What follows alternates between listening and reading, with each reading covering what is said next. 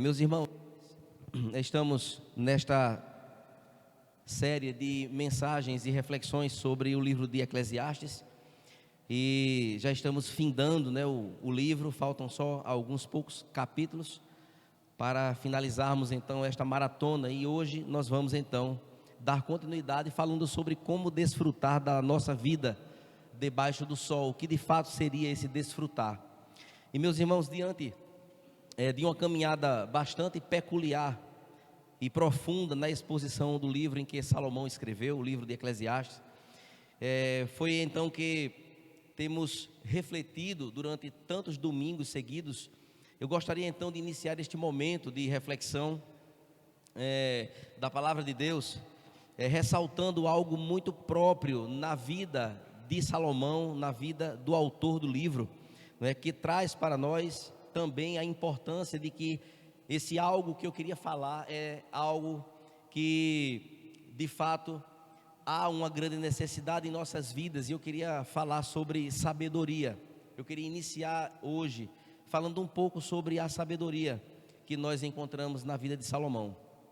Sabedoria, irmãos, na nossa vida, sabedoria naquilo que ela nos ajuda exatamente na conjuntura da vida em que nós então estamos envolvidos na vida cristã.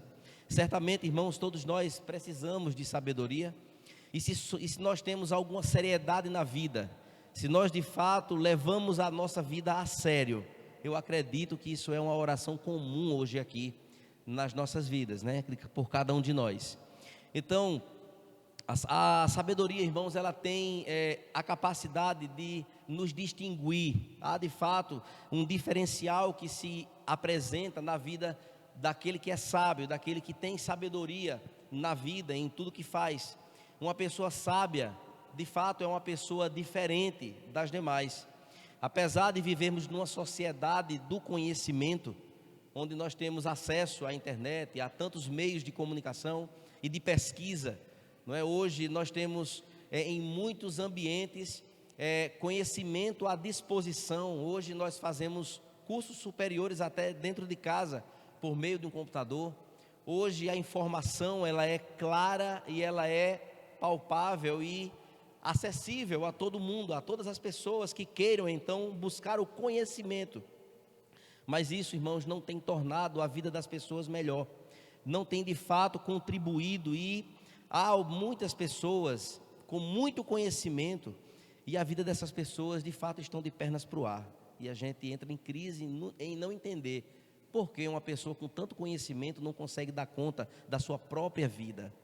E meus irmãos, olhando então esta conjuntura do conhecimento que nos envolve, de certa forma, o conhecimento por si só ele não resolve os problemas. Gente que conhece sobre coisas incríveis que nós nem pensamos nem imaginamos. São pessoas que não têm paz, muitas vezes, que não têm alegria no coração, que não desfruta de bons relacionamentos e também não tem uma vida estruturada. Pelo jeito, muitas dessas pessoas, elas andam tristes, elas andam abatidas, elas andam cabisbaixo, andam oprimidas e até com depressão. Gente muito inteligente, irmãos, pessoas que com titulação, gente que tem experiências até internacionais em seus conhecimentos, com qualificações invejáveis, mas que a vida dá dó, faz pena a vida de pessoas assim. Eis aí a entrada do grande desafio que é a sabedoria na nossa vida, pois ela qualifica pessoas que nem têm tanto conhecimento, pessoas que são simples, que têm uma rotina simples de vida, mas são pessoas que sabem viver, são pessoas que dão conta da sua própria vida, que gerenciam a vida de uma forma maravilhosa. E isso nada tem a ver com coisas, mas tem a ver com caminho. Não é uma questão de posse, de ter o que o outro tem, mas é que o outro tem um caminho chamado sabedoria, em que transita, em que trafega e traz frutos de graça, de paz no coração. Amados irmãos, assim era a vida de Salomão. Em muito tempo de sua vida, uma pessoa sábia, uma pessoa que os reis dos outros países ao redor de onde ele reinava, em Israel, queriam estar com ele, porque conversar com gente sábia é uma bênção. Estar com pessoas sábias é maravilhoso. É uma conversa deliciosa de se conversar. É gostoso estar com pessoas sábias, aprendemos muito. É interessante a conversa com quem é sábio, e conversar com gente cheia de conhecimento, com gente tão entendida de tantas coisas, que acha que domina a vida. Muitas vezes é chato o tipo dessa conversa. Pessoas que se acham muito sábias, mas na verdade não são, têm apenas um conhecimento que não reflete na sabedoria. É chato conversar com pessoas assim. É difícil então conversar com pessoas que acham que sabe tudo. Mas conversar com gente sábia, com gente que conhece ouvir a gente, que sabe dizer a palavra certa na hora certa, é diferente. Porque a questão não é conhecer a palavra, mas é usar a palavra na hora certa. Palavras que constroem mais do que destrói. Palavras que abençoam mais do que machucam. É fazer o bem mais do que proporcionar o mal.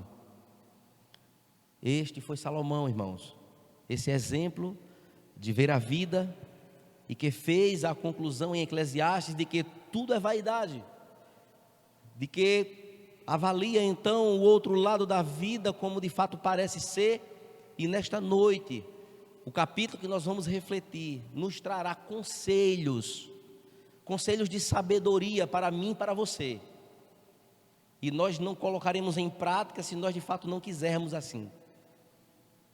Mas que hoje nós vamos sair hoje daqui convictos de conselhos importantes, para que nós possamos desfrutar de verdade da vida debaixo do sol. E eu convido você a abrir o livro de Eclesiastes no capítulo 9, e nós vamos ler os primeiros 10 versículos. Podem ficar sentados como vocês estão.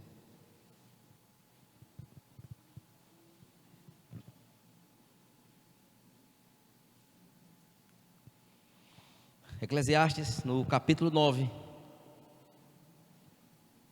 versos do 1 até o verso 10.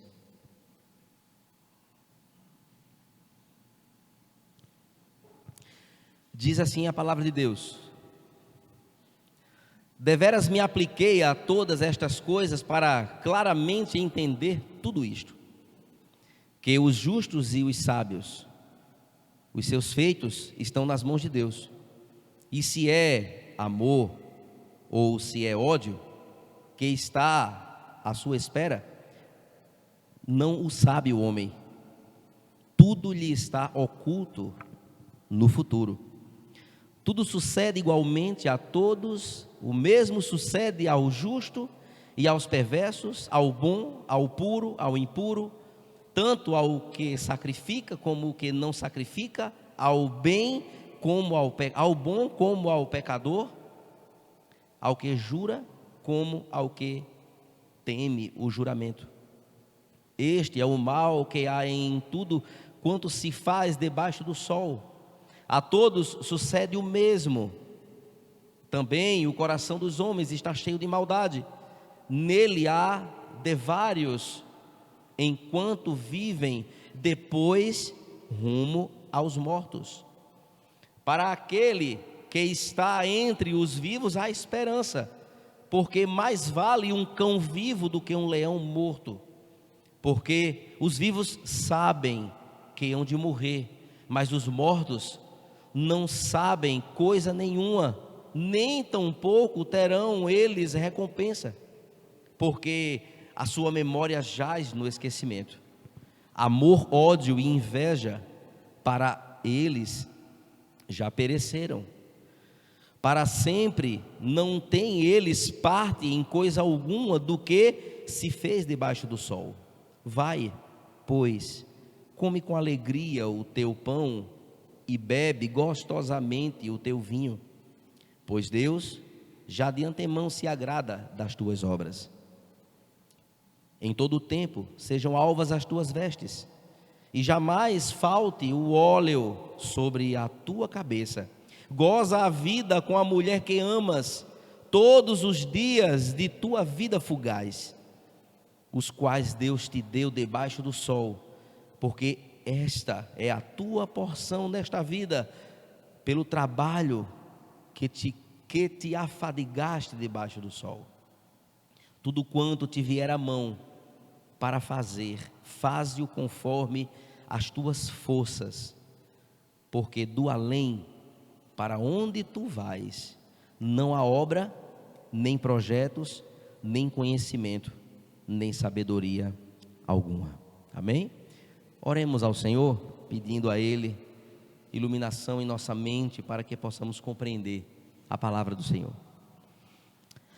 Grandioso Deus e eterno Pai, eu te louvo, ó Deus, por mais uma oportunidade que nos aproximamos da Tua palavra, a fim de conhecer, ó Deus, um pouco mais acerca dos Teus ensinamentos graciosos.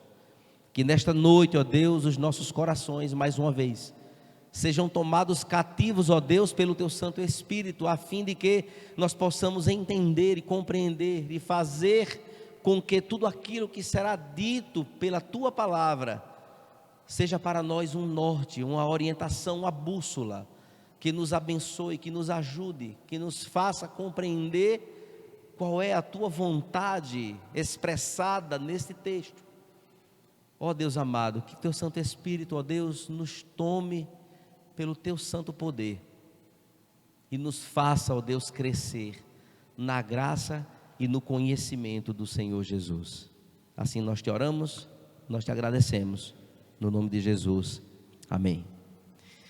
Meus irmãos, depois de um longo caminho de tantas descobertas por Salomão, nós vamos perceber que Salomão está chegando a muitas conclusões usando apenas dados perceptíveis da sua pesquisa, de tanto ele observar a vida e ver que tudo é ilusão, tudo é vapor. E de fato estas conclusões encontradas no universo material debaixo do sol, sendo então uma dimensão limitada, apesar de toda a elegância das coisas criadas. As coisas criadas por Deus são coisas elegantes e lindas e maravilhosas, e coisas palpáveis e agradáveis aos nossos olhos.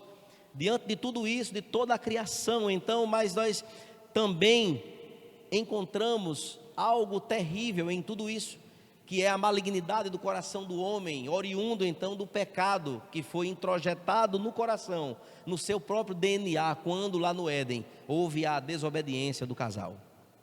Observe, irmãos, que diante então de toda a conjuntura do que ele entende, do que ele viu e percebeu, de fato ele conclui nas entrelinhas que o finito jamais pode compreender o infinito.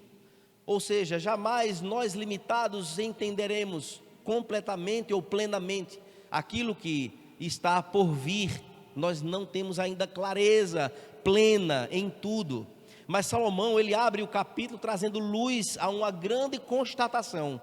Neste primeiro verso, então, ele traz algo incrível, interessante, e que eu queria trazer para nós como um ensinamento e uma renovação de pressupostos como cristãos que nós somos. E meus irmãos, o que seria de fato isso? Essa constatação nos seres que habitam aqui na terra, cedo ou tarde, de fato, haverá o efeito da morte. A morte, de fato, ela chegará, ela estará às portas. De fato, todos os dias nós somos entregues a ela, e nós precisamos ter convicto em nosso coração de que a vida ela continuará depois. Haverá uma continuidade, não mais aqui, mas preso ao termo de debaixo do sol. Qual é de fato? Como é que de fato nós estamos desfrutando desta vida? Como é que de fato nós temos observado a nossa própria vida em desfrutar o que seria a propósito, desfrutar da nossa vida aqui debaixo do sol? De fato, irmãos, esta indagação tem sido controversa, pois o conhecimento de muitas pessoas em entender o desfrutar da vida está ligado às questões ligadas às riquezas, à posse. Eu desfruto bem da vida quando eu tenho dinheiro, quando eu tenho bens, quando eu tenho as coisas. E também há um raciocínio de que a vida é bem aproveitada quando os meus prazeres, eles são satisfeitos, eles são atendidos. E aí há um perigo da pecaminosidade, onde o prazer torna-se então um ídolo no coração, de que a minha vida só é bem vivida se eu tiver dinheiro e tiver prazer. Este é o entendimento humano, material, aqui.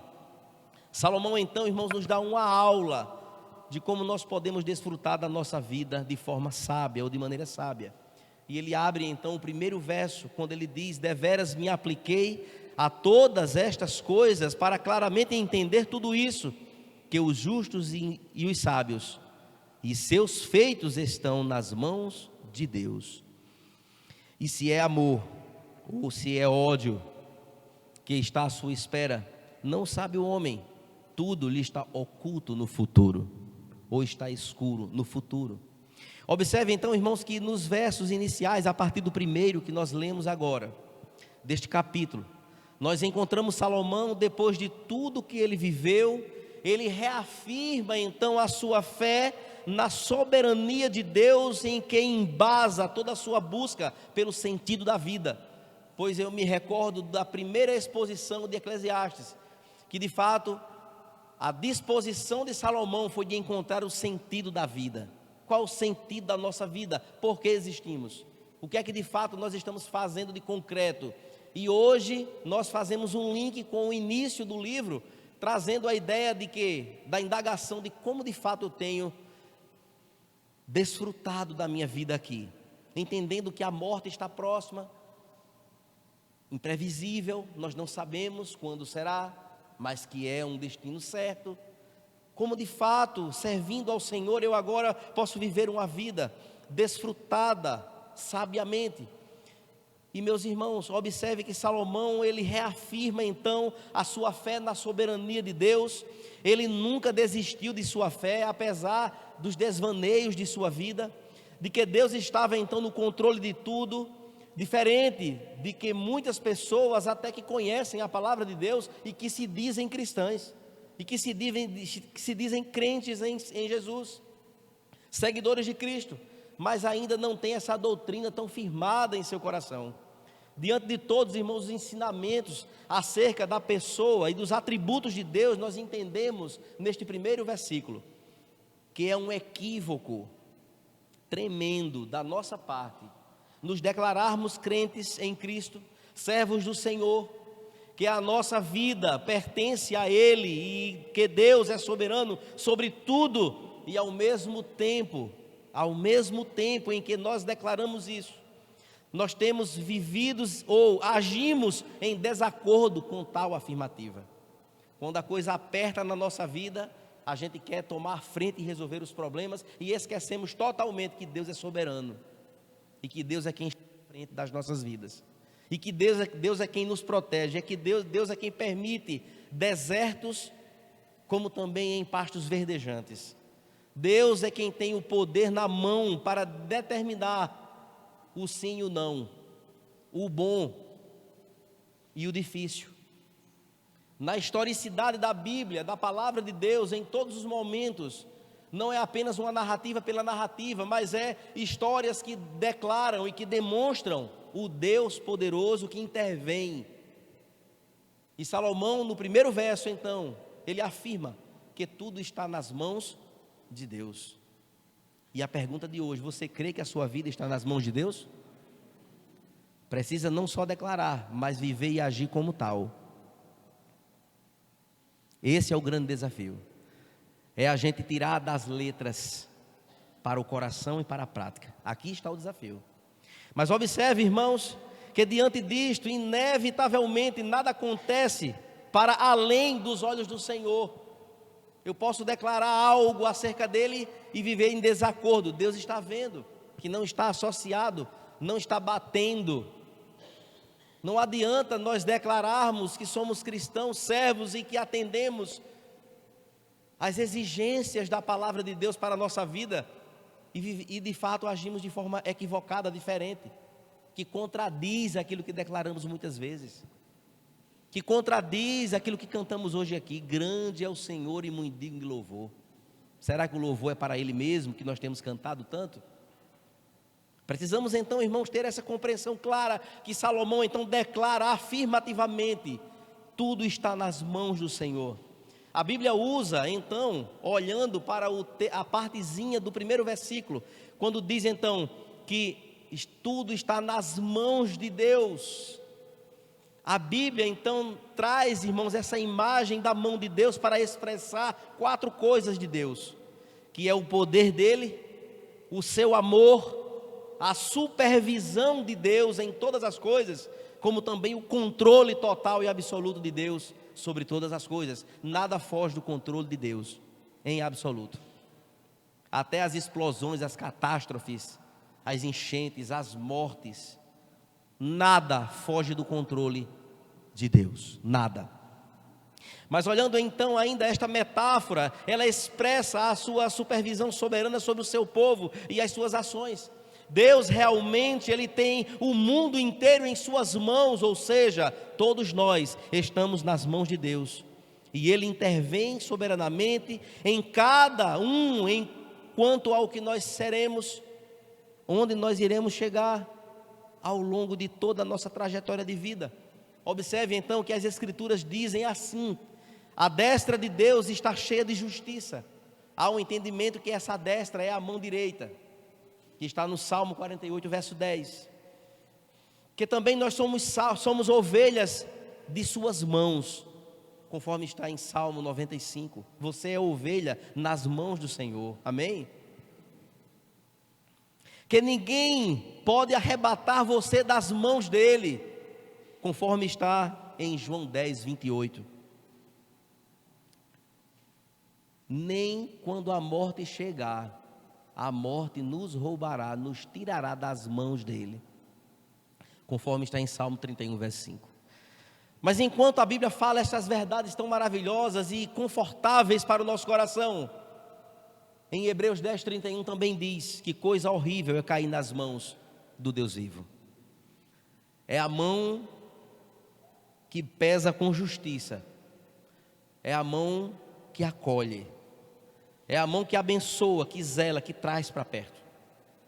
Mas é a mão que sabe pesar na hora certa e na medida certa. E na história da Bíblia, em muitos momentos, a mão de Deus pesou com força. E ai de nós, ai de mim, se eu não levar isso aqui em consideração e procurar andar de acordo com a vontade do eterno Deus Criador. Não basta, irmãos, saber que nós estamos nas mãos de Deus. Todos estão nas mãos de Deus, quer nós queiramos ou não. A pergunta é: quando a mão de Deus é por nós e quando ela é contra nós? Quando é que de fato a mão se estabelece assim na nossa vida? Ninguém sabe se o Senhor retribuirá com amor ou com a severidade. Nós não sabemos, pois tudo encontra-se oculto no escuro futuro que nós não conhecemos. Diante então, irmãos, destes pressupostos em que ele traz nesse primeiro verso apenas, o verso 2 e 3 nos traz a ideia de que todos compartilham do mesmo destino, todos eventualmente morrerão, ninguém ficará para semente, a não ser que o Senhor Jesus venha antes da nossa partida para o túmulo. Mas o nosso destino é certo, o nosso endereço já está determinado como vida aqui. Não sei em qual cemitério, mas estaremos por lá. A não ser que no voo o avião exploda e a gente caia no mar e aconteça algo desse tipo. É possível. É por aí que as coisas andam. Então o verso 2 e 3, irmãos, diz assim: tudo sucede igualmente a todos. O mesmo sucede ao justo e ao perverso, ao bom, ao puro, ao impuro, tanto ao que sacrifica como ao que não sacrifica, ao bom como ao pecador, ao que jura e ao que teme o juramento. Este é o mal que há em tudo sobre o que se faz debaixo do sol. E todos sucede o mesmo, a todos sucede o mesmo. Também o coração do homem está cheio de maldade, nele há de vários enquanto vivem, depois rumo aos mortos. E aqui, querido, Salomão, ele faz de fato uma demonstração em todas essas classificações de pessoas, ele categoriza então de que todo tipo de pessoas haverão de morrer, e isso é linear, não há maior ou menor nesta atmosfera aqui, diante da limitação em que nós somos e temos de vida aqui na terra, todos nós morreremos. E aqui ele fala sobre o justo, sobre o perverso, sobre o bom, sobre o impuro, sobre o religioso, que é aquele que sacrifica, o que não sacrifica, o não religioso, o pecador, o que jura, aquele que teme jurar. Todos então haverão de se encontrar na sepultura. Em suma, irmãos, o coração do homem está cheio de maldade, nele há erro enquanto vive, e depois todos morreremos. E isso, irmãos, é uma mensagem carregada, porque tem gente que quando fala em morte, caixão, sepultura, misericórdia, muda logo o assunto. Mas nós somos feitos para passar por este pesar, por conta do pecado. Mas existe uma esperança, amém? A esperança, uma esperança de que esse tempinho que a gente vive aqui, de 80, 70, 90, 100 anos, tem gente que bota no Facebook a vovozinha com 112 anos, aquela vibração, isso não é nada diante da eternidade que nos aguarda, amém?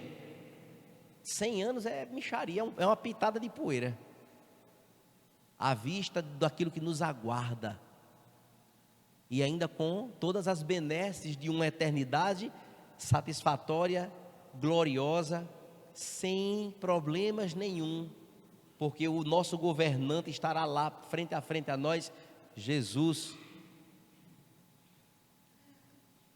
Por isso que eu sempre digo, vale a pena, a caminhada cristã vale a pena vivermos para este Deus de verdade.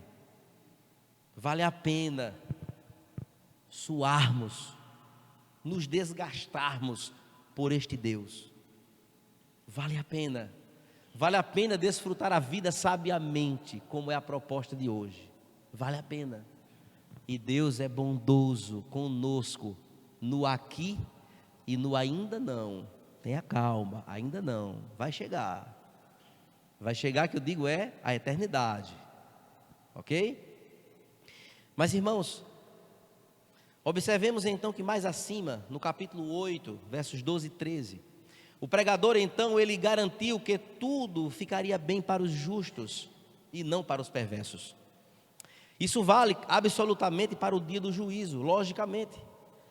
Muitas vezes nós nos inconformamos porque pessoas justas aos nossos próprios olhos enfrentam uma série de dificuldades na vida e nunca se consegue ter uma vida satisfatória, uma vida tranquila, equilibrada, sei lá, enfim.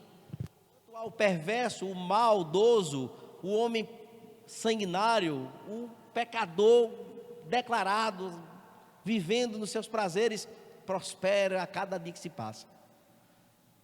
A clareza então para esse entendimento é que os filhos de Corá, uma vez lá em Salmo 78, se não me falha a memória, indaga ao Senhor: Senhor, eu estou a ponto de me desviar da fé, porque eu estou vendo aqui, olha, estou na tua casa, te servindo, sou justo, está tudo certinho na minha vida, te amo, te guardo, te louvo, te adoro, e minha vida está numa dificuldade dessa.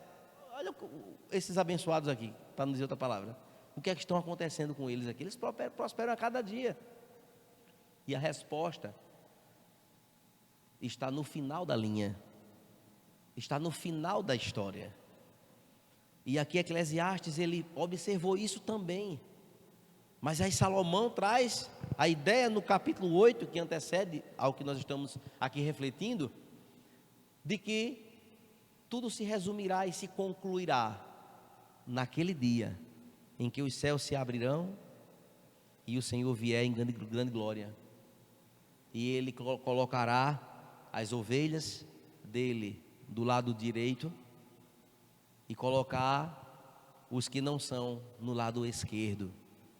E haverá então a sentenciação, que eu já repeti isso aqui tantas vezes que até as criancinhas já sabem, que que o Senhor há de declarar qual será o destino naquele dia, de fato e de verdade, finalmente, os que são dele e os que não são. Condenação eterna, salvação eterna, gozo eterno, perdição eterna. E isso, irmãos, é Bíblia. Isto não é o que eu acho, o que eu penso, é o que a Escritura nos apresenta como um destino para cada um de nós. E meus irmãos, este mistério de uma certa forma frustrou o pregador Salomão infinitamente. Na verdade, ele começa o versículo 3 dizendo da equivalência dos resultados terrenos, e isso é um mal aos nossos olhos. A gente vê que não existe linearmente, ou seja, no nosso entendimento, justos era para viverem bem, e os injustos é para viverem mal. Mas a ideia não é essa. Quando chove, chove no roçado, na agricultura daquele que teme a Deus, mas chove também do que não é, porque a vida debaixo do sol, ela foi aniquilada por conta do pecado, e esse é o padrão que se estabelece. Então não é preciso ter crise alguma, apenas entendermos que Deus é soberano sobre tudo, e Ele é quem cuida de nós, é o nosso sustentador, amém? Somos povo dEle, não podemos esquecer disso.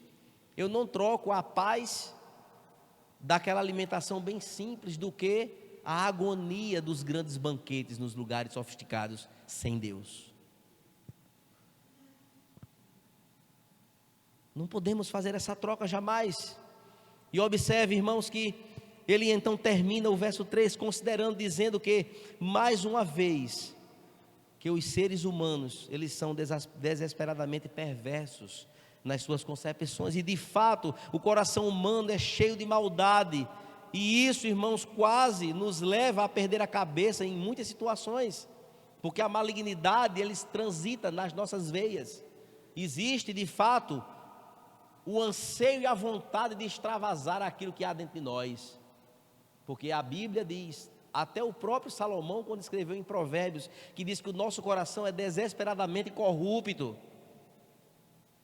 E assim é a verdade. As pessoas cometem atos de violência, elas se entregam a vícios destrutivos como pornografia e drogas.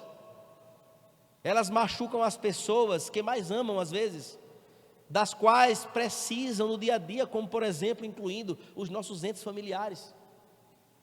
Palavras duras, palavras difíceis, palavras que ferem, está no coração. Filhos que não reconhecem quem foi o pai e a mãe, marido que desconsidera a esposa, e esposa que não respeita o marido.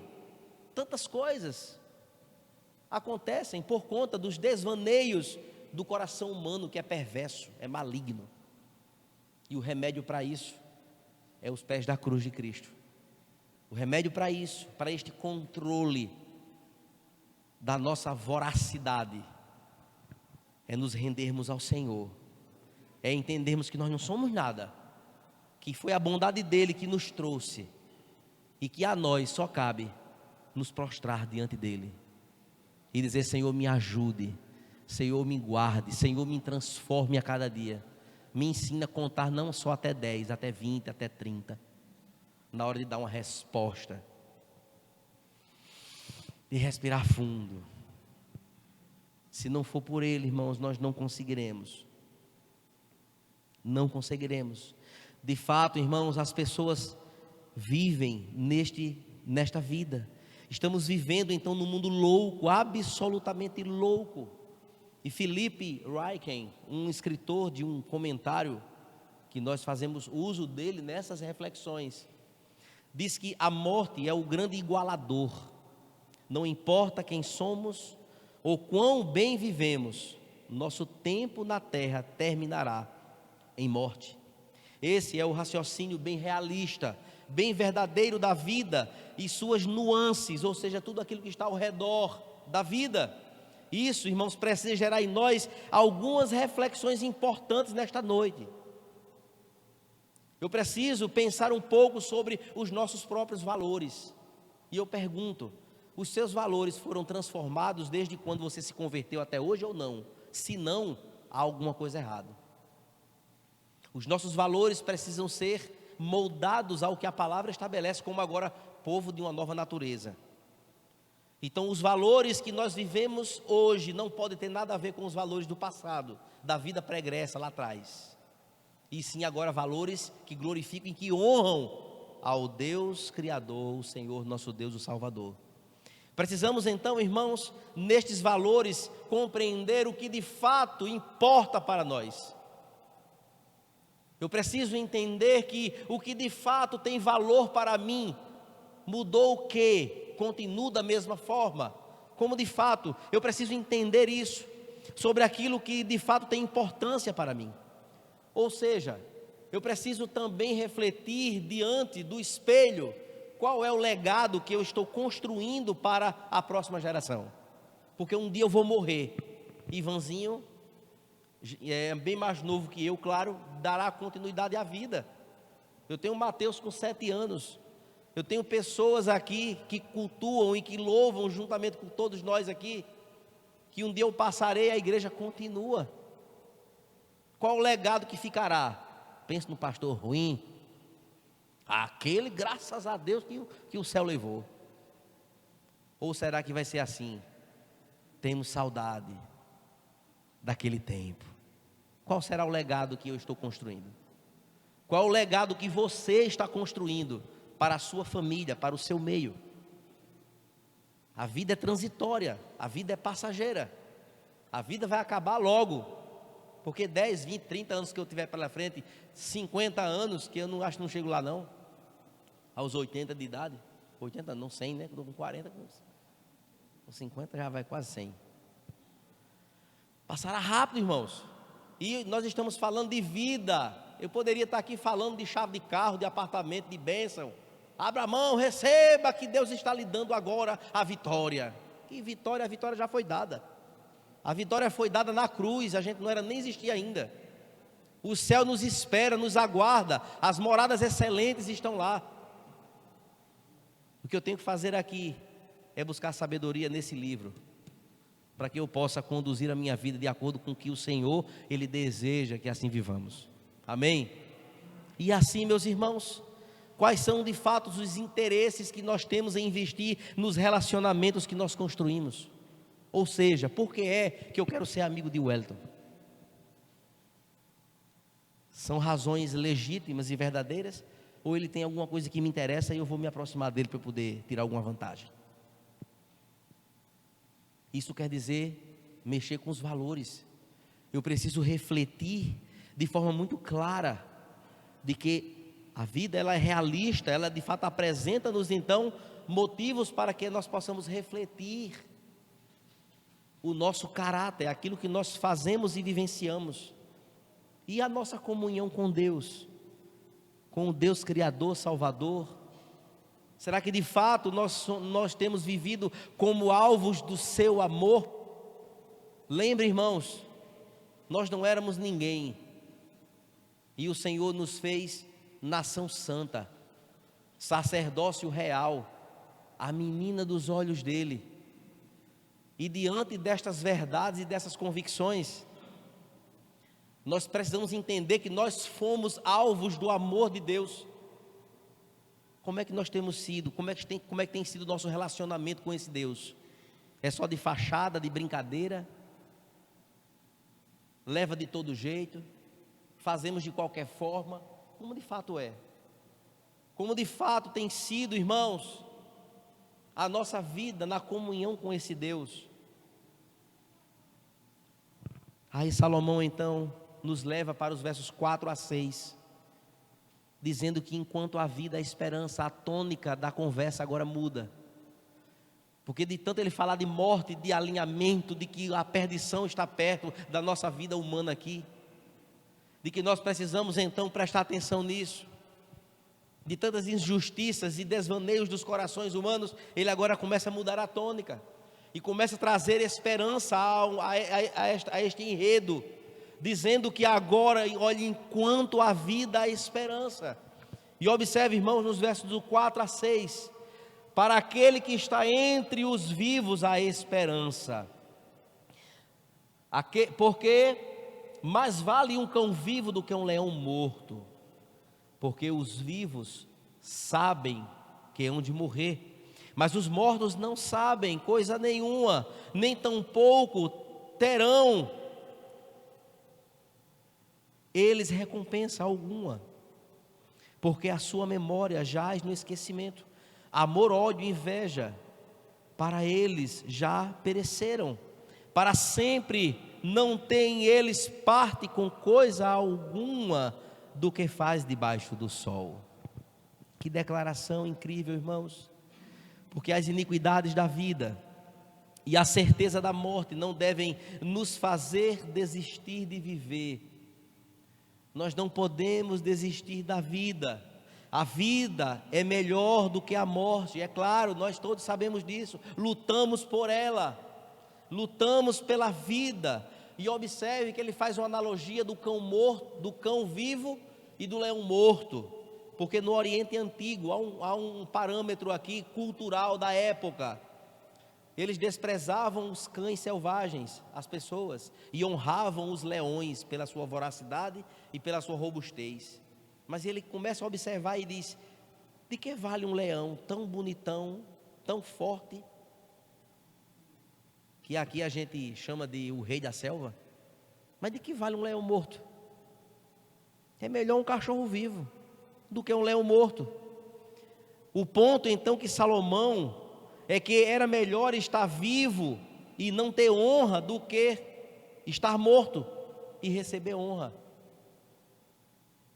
É melhor estar vivo, é melhor ter a oportunidade de fazer algo diferente, porque a pessoa viva, ela tem consciência e esperança. Os vivos, irmãos, podem aproveitar a vida, mas os mortos não mais aqui. Enquanto a vida, eu posso mudar as situações, coisas na nossa própria vida. Nós podemos mudar, podemos consertar, podemos pedir perdão, podemos perdoar. Nós podemos nos achegar ao Deus eterno e compreender que Ele é poderoso e perdoador dos nossos pecados e pode nos trazer a alegria da nossa salvação, assim como Davi pediu no Salmo 51.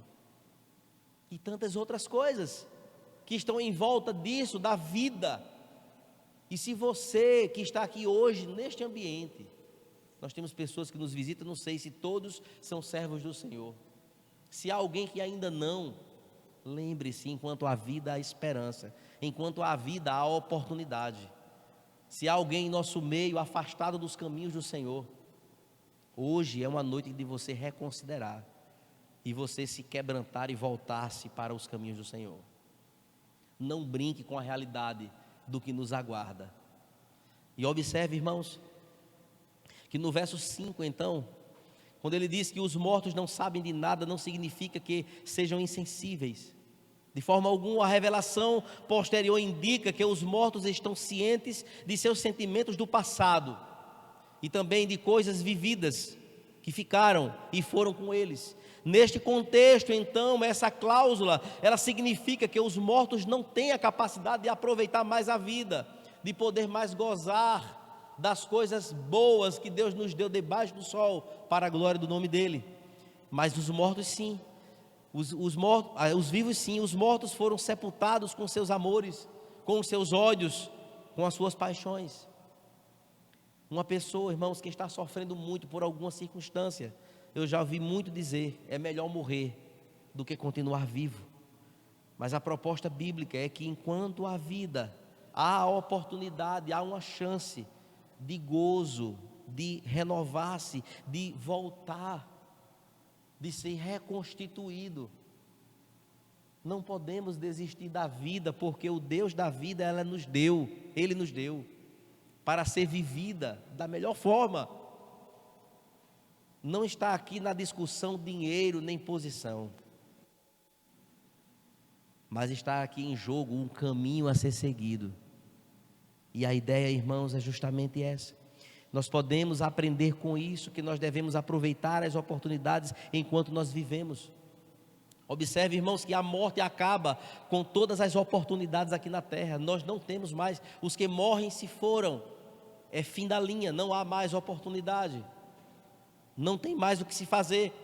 Como Jesus disse, devo fazer as obras daquele que me enviou enquanto é dia, porque a noite vai vir, quando ninguém mais pode fazer nada. Está em João 9, verso 4. Então, enquanto há vida, irmãos, vivamos para a glória de Deus. Aproveite as oportunidades que Deus tem dado a cada um de vocês que aqui me ouvem.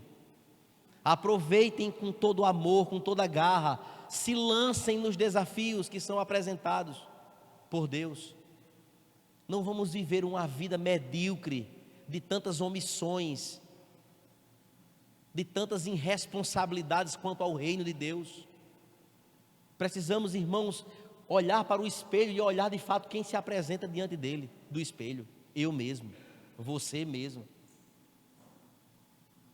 Porque a vida, ela não é nessa tônica. A vida, ela foi nos dada como privilégio. Deus foi bondoso em permitir que naquele dia houvesse fecundação de um óvulo no meio de milhões e nascesse você, com propósitos específicos, com desígnios já traçados antes disso tudo acontecer. Precisamos, irmãos, fazer valer a nossa vida para a glória de Deus. Mas dos versos 7 ao verso 10, inclui-se aqui, irmãos, a cereja do bolo de hoje à noite. É exatamente onde nós encontraremos os conselhos de como nós podemos desfrutar da vida com sabedoria. E eu confesso aos irmãos, ao refletir sobre essa porção, na preparação deste sermão, eu fui muitíssimo impactado. Eu precisei ler esse texto várias vezes.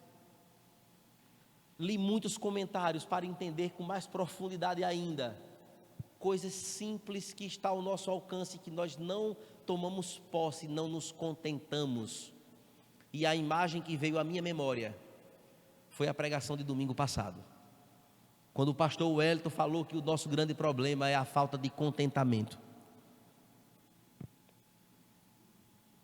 E amados irmãos, observe que a partir do verso 7 até o verso 10 agora, a coisa muda totalmente de figura.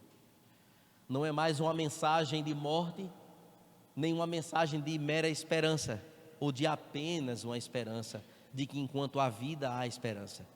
Mas agora ele traz agora uma tônica de conselhos, de ensinamentos como um pai dá a um filho. E nós então precisamos tomar posse disso para as nossas vidas. Observe que o verso 7 diz: vai, e este vai, já faça assim, execute desta forma, tome posse disso, vivencie isso. Isso aqui é para vocês, isso aqui é para nós. Te agarra com isso, te apropria disso. E ele diz então: vai, pois, come com alegria o teu pão e bebe gostosamente o teu vinho, pois Deus já de antemão se agrada das tuas obras. Em todo o tempo sejam alvas as tuas vestes, e jamais falte o óleo sobre a tua cabeça. Goza a vida com a mulher que amas, todos os dias de tua vida fugaz, os quais Deus te deu debaixo do sol, porque esta é a tua porção nesta vida, pelo trabalho com que te afadigaste debaixo do sol. Tudo, portanto, tudo quanto te vier à mão para fazer, faze-o conforme as tuas forças, porque do além, para onde tu vais, não há obra, nem projetos, nem conhecimento, nem sabedoria alguma. Amados irmãos, para responder a isso, queridos, nós precisamos olhar para além do capítulo 9, ou seja, para o final do livro, quem sabe. Precisamos olhar para a reta final de Eclesiastes, em que fala que esta vida não é a única que existe. Já começa então a trazer essa ideia de que a vida ela precisa ser desfrutada muito bem aqui, e ainda entendendo, enchendo o peito e o coração de alegria e de anseios pela outra vida que ainda é muito infinitamente melhor do que a vida aqui. Eclesiastes 9, então, irmãos, nos fala sobre a vida debaixo do sol, o que levanta a possibilidade de uma outra vida que nos aguarda em um outro lugar que nós conhecemos, a morada celestial, revelada na palavra. Quando chegamos então ao capítulo 12, nós descobriremos que existe também uma vida acima do sol, onde o Espírito volte a Deus que o deu, conforme o verso 7 do capítulo 12.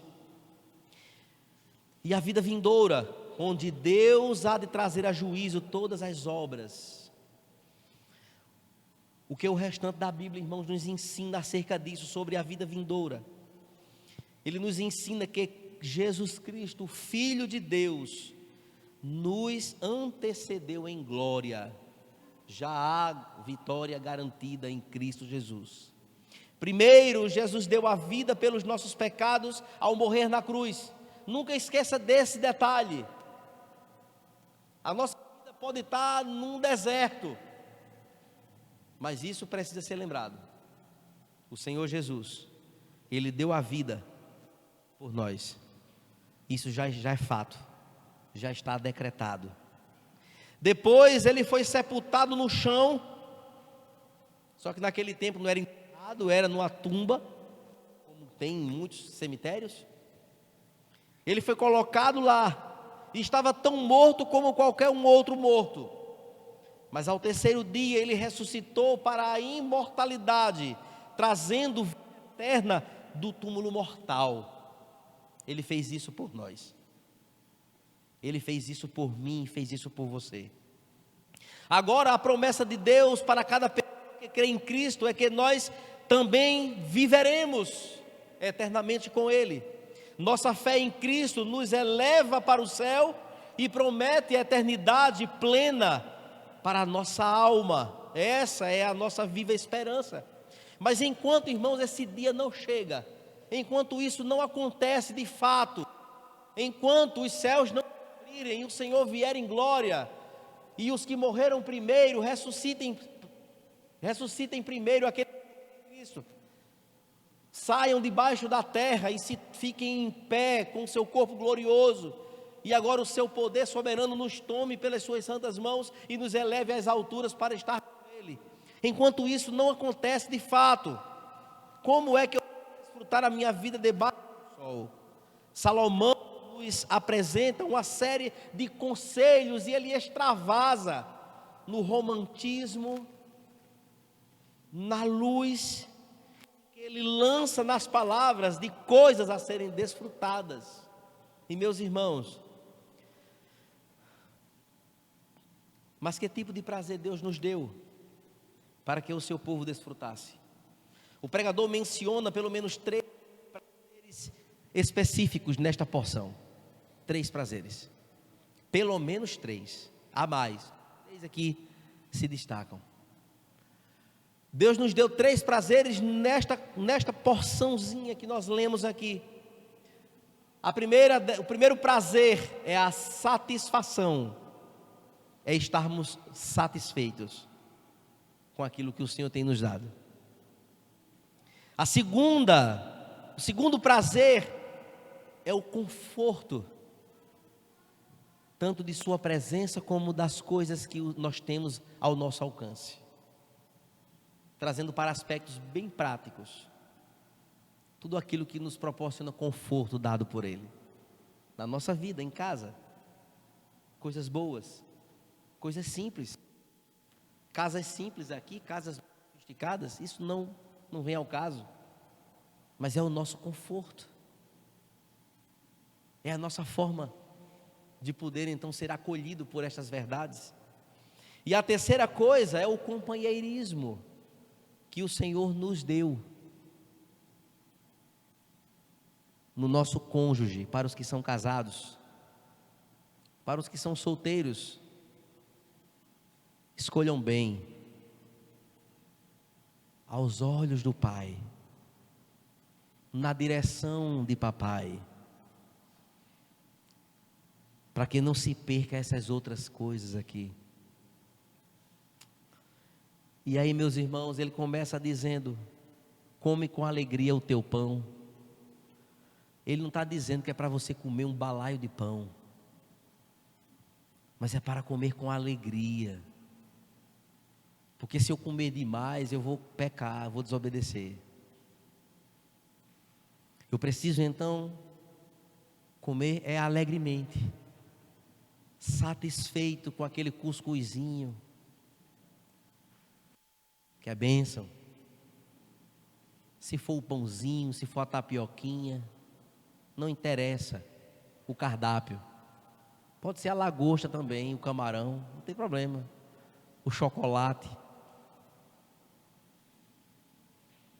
É bênção, contanto que nós comamos com alegria.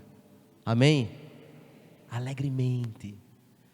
Aquele cafezinho cheiroso, eita glória.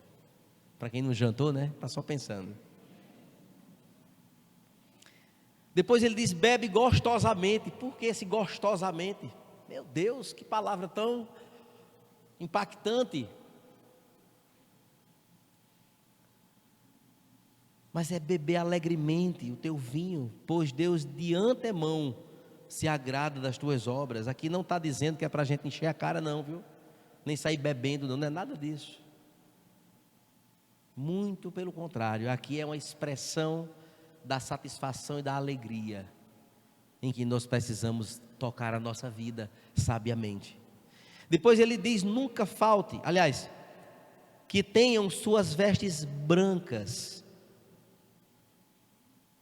No original fala sobre vestes de alegria. A pessoa que é alegre. Às vezes eu me deparo com pessoas que têm tudo, irmãos. Tem uma feira abastada, tem um transporte, anda bem vestido, não falta nada aparentemente, mas é uma pessoa triste, é uma pessoa que anda de cara feia, a não ser que seja o temperamento da pessoa, né? A pessoa está pulando de alegria por dentro, mas a cara não transparece, não é? Mas eu fico assim intrigado comigo mesmo. Meu Deus, quando a gente chega perto só é tristeza, só é desgraça, só é coisa difícil, só é perturbação. A gente nunca chega para ter um sorriso, para dizer assim: apesar dos pesares, pastor, eu estou alegre em Cristo Jesus. Eu fico, meu Deus, tinha que ser assim, porque tudo isso aqui, irmãos, é passageiro demais, e o que nos aguarda é excelente. Eu vou esquentar a cabeça com tanta coisa. Essas coisas nos entristecem, sim, lógico, somos humanos e limitados, temos nossas necessidades. Às vezes tem coisas que nos deixam para baixo, tristes, mas tem que ser só por um momento, irmãos, porque o Senhor disse: eis que estou convosco todos os dias, meu filho. Eu estou aqui, você não esqueça não. Eu estou, a sombra está coladinha aqui, como se fosse a tua sombra. E parece que eu esqueci desses negócios todos, dessas verdades absolutas todas, parece que eu esqueço. Que nunca falte o óleo na cabeça, e aqui é honra e perfume no original. Bem-estar, honrado por Deus, homens não, por Deus. Goza a vida com a mulher que amas, todos os dias da tua vida fugaz, ou seja, vida rápida. E aqui eu faço um apelo aos casados que estão aqui. Levem em consideração essa expressão. Tem muita esposa que não permite que o marido goze a vida com ela, que é a amada, que Deus deu debaixo do sol. Tem marido que não permite que a mulher, a esposa, porque aqui é recíproco, viva uma vida de gozo debaixo do sol, com aquele que Deus deu. E o apelo que eu faço aqui, vamos parar de guerra, minha gente. Se existe alguma dificuldade relacional em algum casamento, olha, hoje, 30/8/2020, essa página precisa ser virada para a glória de Deus, porque isso vai passar, e no dia que o outro morrer, sabe o que é que o vivo vai dizer? Ai, meu Deus, eu queria tanto ele aqui. Para quê? Depois que morreu? Depois que se foi? Isso aqui, irmãos, são conselhos de vida para serem desfrutadas aqui. Casados é para desfrutar, namorar com força. Passear, é porque eu não trouxe os termos todos dos comentários, senão a gente ia dar meia-noite aqui falando somente sobre isso aqui. Namorar, passear, estar junto, fazer coisas juntos. Vamos varrer a casa junto, eu pego uma vassoura, tu pega a outra, a gente vai aqui, depois apanha o lixo. Vamos lavar as panelas todo mundo junto, aí faz aquela brincadeira de molhar o outro, né? E ali vai. Não precisa de nada demais. Mas é Bíblia, isso aqui é Bíblia. Porque os anos passam, depois não se beijam mais, aí viram dois amigos dentro de casa. Aí a afinidade, a cumplicidade se vai pelo ralo também.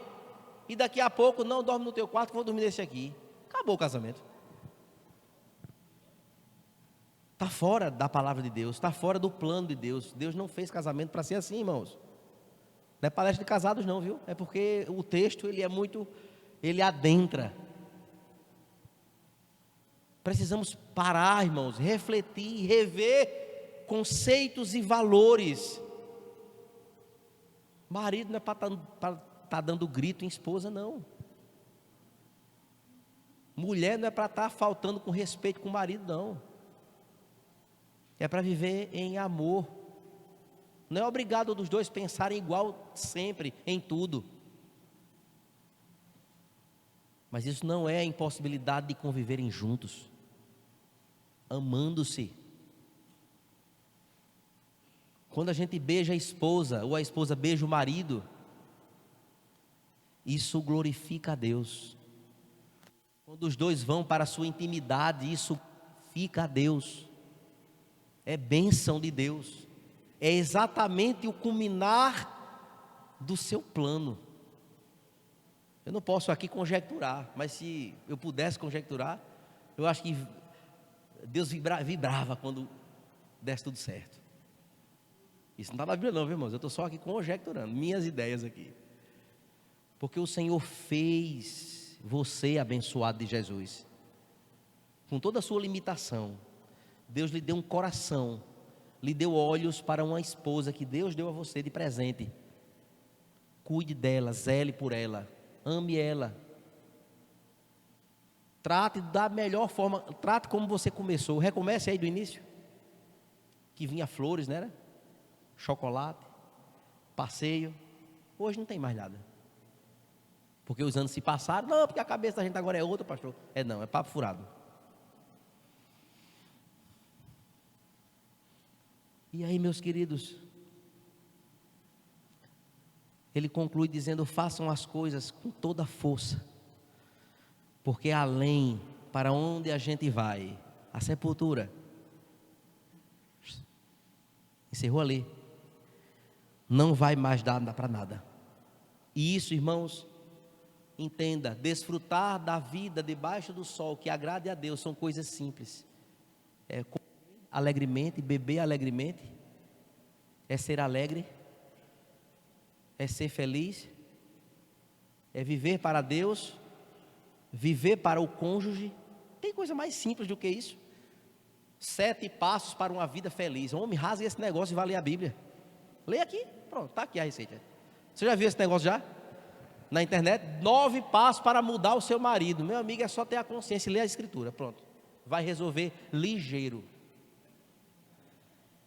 Congresso que vai transformar o casamento. Homem, se curvem ao poder da palavra de Deus. Só isso. Coisas simples, irmãos. E a gente vai desfrutar de uma coisa maravilhosa. Agora, quando o outro não quer, o que é que se faz? lamentar e sofrer.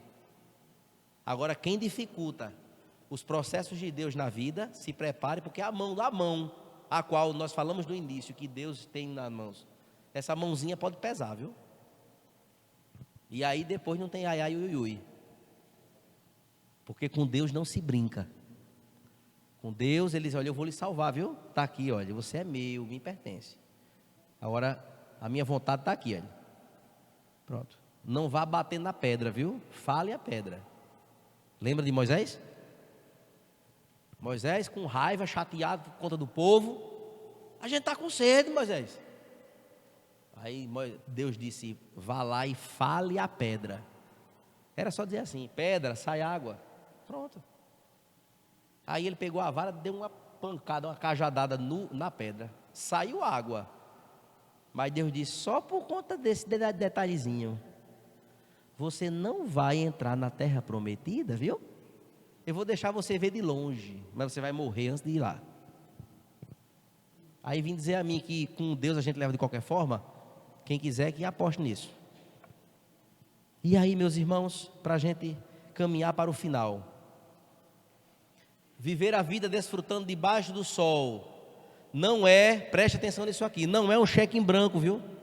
Para fazer tudo aquilo que a gente quer, de qualquer forma. Como se Deus fizesse com que a gente agora pudesse fazer da nossa perversidade e das nossas próprias vontades tudo aquilo que a gente quer. Não, não, não. É fazer do jeito que Ele ensinou nas Escrituras. Também, irmãos, é uma declaração plena da doutrina da justificação.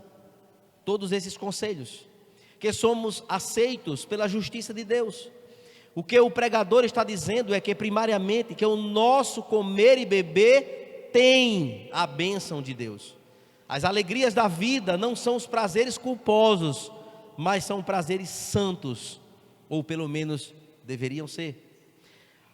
Um coração alegre tem a aprovação de Deus.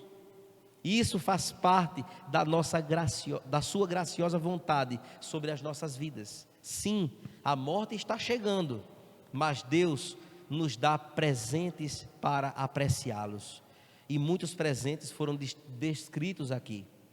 Deus, Ele cuidou da nossa geografia. Ele nos deu uma família. Ele nos deu um ganha-pão. Ele nos deu condições, deu saúde, deu uma igreja para que nós pudéssemos nos ajuntarmos e adorar somente a Ele. Deus nos deu livramentos em muitas situações e nos sustentará até o último dia.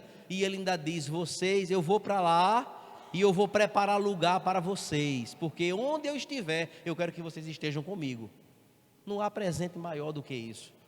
E enquanto isso não chega, fique aí. Valorize, festeje com a família, festeje de alegria na minha presença. Em outras palavras, Deus está dizendo isso. Preste atenção na sua família, preste atenção no seu trabalho. Eu lhe dei, não foi para você morrer de trabalhar não, viu? Eu lhe dei para você subsistir, para você me honrar com Ele. Eu não dei a você que é para você se acabar de trabalhar, de morrer de se acabar não. Não, Deus não deu trabalho a gente para isso não, irmãos. Entra num, sai, vai para o outro. Sai de um, vai para o outro. Sai de um, vai para o outro. Sai de um, vai para o outro. Acabou o casamento, não cria mais filho, não faz.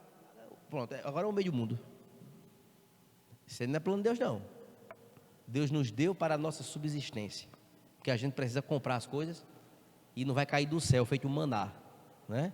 Deus dá a condição para que a gente assim faça. E aí, meus irmãos, sabemos então que o prazer pelo prazer ele não tem valor algum. Prazer pelo prazer, de que adianta? Prazer com significado de glorificar a Deus. Observe que nós sabemos que uma vida de riquezas e posse não garante felicidade a ninguém. Se garantisse, a gente tinha uma classe de pessoas maravilhosamente felizes no Brasil, por exemplo, no nosso estado, na nossa cidade. E quem fosse bem os pobrezinhos eram os terríveis infelizes da vida. Não, o parâmetro não é esse. Também nós observamos, irmãos, que o prazer, ele não deve ser baseado em circunstâncias perfeitas da nossa vida. Pare de mimimi e de vitimismo. Isso não é para cristão. Não, no dia que meu casamento der certo, eu vou ser feliz. Trabalhe por ele. Insista no casamento. Chame o cônjuge, vamos ler o que é que Deus ensina. Se o outro é crente, que eu creio que sim, vai entender a palavra e tem que se curvar ao que a palavra está dizendo. Não tem outro caminho, irmãos. Não, no dia que eu acertar na Mega Sena, tudo vai mudar. Oxê, jogando na Mega Sena? Hein? E o contentamento com o que Deus tem dado, fica onde? A palavra de Deus diz que se eu tiver o que comer e o que vestir, eu esteja com isso satisfeito. Pronto. Então se eu vou para a Mega Sena jogar é porque eu não estou satisfeito com o que Deus está me dando. Se eu vou atrás de outro relacionamento extraconjugal, é porque eu não estou satisfeito com o que Deus me deu. Isso é muito sério, irmãos. Contentamento. Contentamento. Não são as circunstâncias perfeitas da nossa vida. No dia que eu passar no concurso público, minha vida vai mudar. Será? Quem foi que disse? Então só os concursados é que estão com a vida lá em cima. E o comerciante que vende todo dia na barraquinha ali, não tem felicidade? Felicidade não é nada disso. No dia que Cristo chamar, fica concurso público, fica tudo aí, barraca, fica comércio, fica tudo. E a gente sobe para a glória de Deus. A ideia então de Salomão, irmãos, é que de fato nós precisamos fazer uma leitura muito mais clara, como fez Eugene Peterson. Ele fez uma paráfrase desses 3 últimos versos. O verso 7, o verso 8, aliás, 7, 8, 9 e 10, os 4 últimos. E ele diz assim: aproveite a vida, coma o pão com vontade, beba o vinho com um coração robusto. Sim, Deus se agrada da sua satisfação. Lembra de John Piper? Deus é mais glorificado em mim quando eu estou satisfeito nele. Então cantar, pular, glória a Deus, aleluia, e com o coração insatisfeito com ele, não passa daqui, desse teto bem alto aqui, ó. Fica só aqui. Continuando, vista-se festivamente toda manhã, goze, poupe e vista-se da melhor forma, com que as tuas forças possam. Goze a vida com a esposa que você ama, todos os dias da sua vida breve. Cada dia é um presente de Deus, é tudo que você recebe em troca do duro trabalho que você tem no seu dia a dia. Aproveite o máximo cada um dos seus dias, não importa o que apareça, aproveite e faça com toda a sua vontade. Amém? Para concluir, após destacar a questão da morte, em ser um destino certo para todos nós, e qualquer um de nós, de ser algo que nos iguala na ideia de que todos nós estamos nas mãos do Deus soberano. O pregador então ressalta que enquanto temos vida, nós temos esperança e podemos fazer muitas coisas, a saber, coisas que honram e que glorificam o nome do Senhor nosso Deus. A morte nos ronda todos os dias, conforme percebemos por uma simples passada de olhos então em manchetes de jornais, ou então alguma informação que passa pelas mídias, como uma bala perdida que não sabe de onde vem, mas que tem um destino certo, ou os meteoritos que caem rapidamente. Assim é a vida. Diante então desta constatação de transitoriedade da vida, como de fato nós temos desfrutado da vida que o Senhor nos deu aqui debaixo do sol? É uma pergunta. A melhor maneira de desfrutar a vida é desfrutar a vida como a de Jesus e compartilhar dos seus prazeres. E Jesus teve prazeres, sim. Observe, todas as coisas boas mencionadas em Eclesiastes 9 simbolizam e apontam para a vida que o Senhor nos deu. E o grande exemplo é Cristo. Ele é o nosso pão de cada dia, sim ou não? Ele é o pão vivo que desceu do céu. Assim a palavra de Deus diz. Ele alegra o nosso coração com o pão e o vinho da ceia. Sim ou não? Sim. É a presença de Cristo nestas linhas. Ele ungiu as nossas cabeças com o óleo do Espírito Santo. Quando nós nos convertemos, naquele dia em que houve então um selo em nós de propriedade exclusiva agora do Senhor. Ele nos convidou para o banquete de núpcias no céu. Nós estamos aqui aguardando esse dia. Haverá uma festa, irmãos. Haverá uma celebração maravilhosa, onde alegremente o povo de Deus, que é a noiva do Cordeiro, estará agora diante do noivo, Cristo. E nessas bodas estaremos lá, para nos alegrarmos e festejarmos esse tão grande e ímpar momento. E aí, meus irmãos, Ele prometeu nos dar roupas brancas imaculadas, de fato, para usarmos em seu reino eterno, onde participaremos desta celebração sem fim, estaremos com Ele, daqui até a eternidade, irmãos. Todo o prazer que experimentamos é uma dádiva do nosso Senhor eterno. Observe, queridos, que nós somos mordomos para cuidar daquilo que o Senhor nos deu. O Senhor nos deu a nossa vida, precisamos cuidar bem dela. O Senhor nos deu a nossa alegria e precisamos usufruir dela, da alegria no Senhor, pois a alegria do Senhor é a nossa força.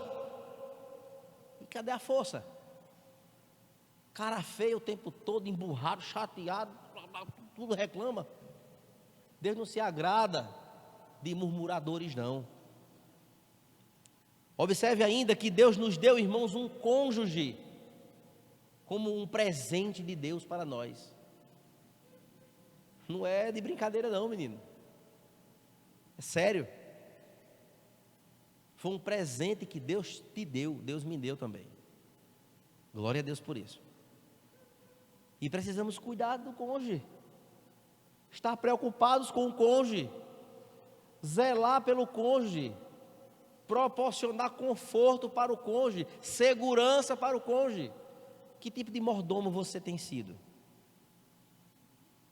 Mordomo é cuidar do que não é seu. Se Deus te deu essa dádiva, é para você cuidar. Olha, eu vou lhe dar, viu, essa esposa aqui. Lembre-se que ela é menina dos meus olhos também, viu? Não arranque um fio do cabelo dela não, que vai dar errado para você. Em outras palavras, né? E assim para o marido também. É estar preocupado se o olhar está entristecido. É olhar para o outro e perceber quando você exagerou na dose. Voltar à rota e dizer: meu amor, me perdoe, eu falei equivocadamente. É zelar. Nós somos mordomos então do nosso trabalho. Precisamos fazê-lo como para o Senhor, trabalhar com todo zelo, com cuidado, chegando na hora certa, viu? Saindo na hora certa, viu? Sendo honesto, viu? Concordar com as coisas que são já previamente estabelecidas, para não haver depois problema. Acertou isso aqui, acertou, pronto, é isso aqui, pronto, bonitinho. Isso é a palavra de Deus para nós. No entanto, irmãos, sermos mordomos de Deus nunca significou uma coisa desagradável.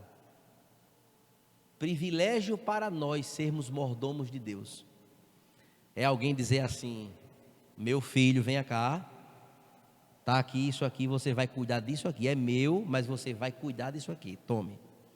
Isso é um privilégio, irmãos.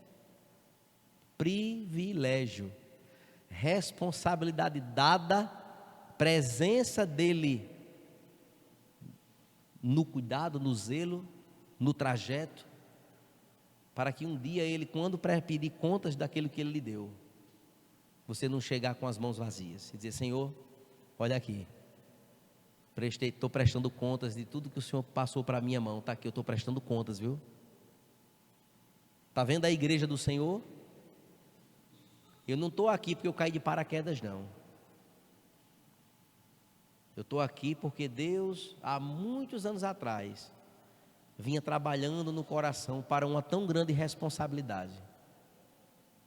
E há um texto em Hebreus que diz que nós, pastores, velamos pela vida das ovelhas de Cristo.